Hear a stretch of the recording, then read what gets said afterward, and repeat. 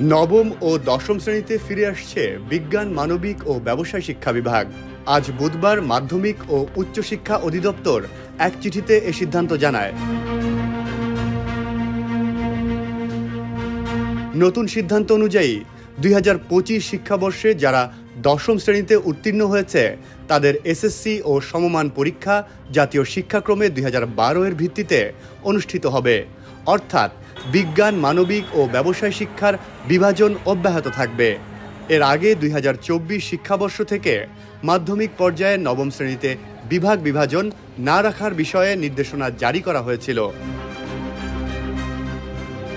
হঠাৎ এই পরিবর্তন আসায় ২০২৫ শিক্ষাবর্ষে দশম শ্রেণীতে উত্তীর্ণ শিক্ষার্থীদের জন্য একটি সংক্ষিপ্ত পাঠ্যসূচি প্রণয়ন করা হবে বলেও জানিয়েছে মাধ্যমিক ও উচ্চশিক্ষা অধিদপ্তর।